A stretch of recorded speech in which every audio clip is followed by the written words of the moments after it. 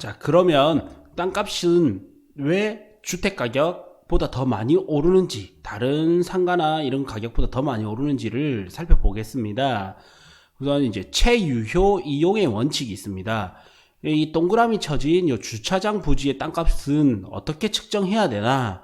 이렇게 했을 때 이 옆에 이제 건물이 있죠. 이 건물이 있는데 이 주차장도 이제 그냥 주차장으로 쓰고 있을 때 가격만 봐서는 안 된다라는 거예요. 여기도 만약에 옆에처럼 건물을 지을 수 있다면 최고로 건물을 많이 지었을 때 가격을 고려해봐야 된다는 겁니다. 그래서 최고로 유용하게 이용했을 때 원칙을 기준으로 해서 땅값이 형성이 되는 거예요.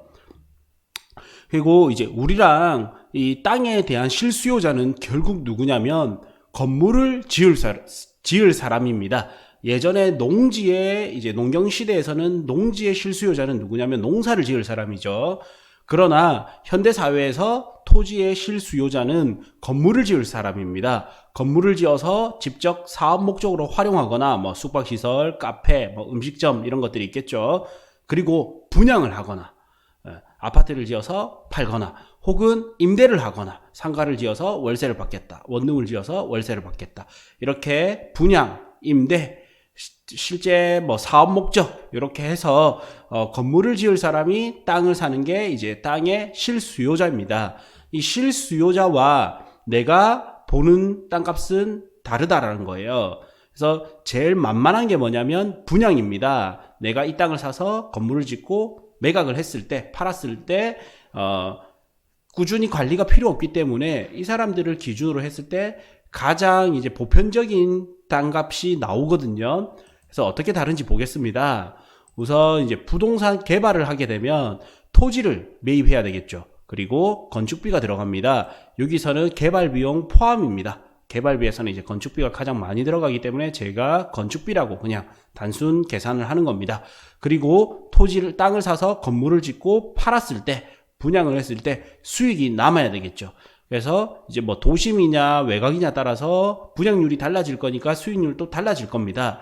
그러나 일반적으로 이제 약 20% 정도를 본다. 이렇게 하면 예를 들어서 이제 토지 매입 플러스 건축비가 합쳐서 이제 20% 수익률이면 너무 작은 거 아니에요? 이럴 수 있는데 여기를 할 때 100억이 들어갔다고 하면 뭐 70%를 대출을 받을 거 아니에요. 그러면 내 돈은 30억. 그러면 30 투자해서 20이 남기 때문에 수익률은 괜찮은 편이 돼요. 예.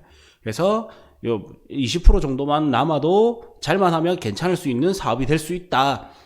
이렇게 보거든요. 그래서 이제 토지 이렇게 이제 하면 헷갈리기 때문에 더 예시로 숫자를 대입해 보겠습니다. 토지 매입비가 30억이고 건축비가 70억이다. 그러면 수익률이 20%가 남아야 되기 때문에 20억이 되겠습니다.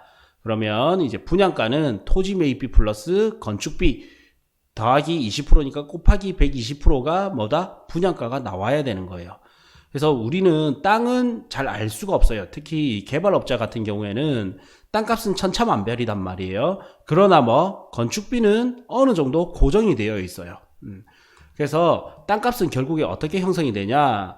토지 매입비는 분양가에서 수익률을 빼주고 여기서 건축비를 빼주면 토지 매입비가 나오는 겁니다.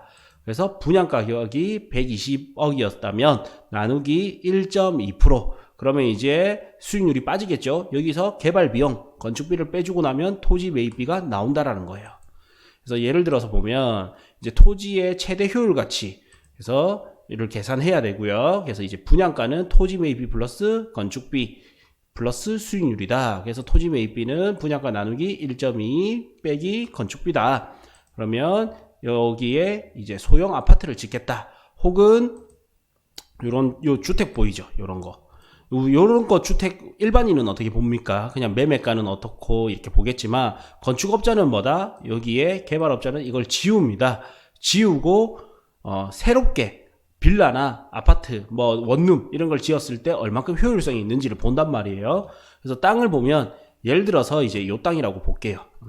그러면 이제 이 땅은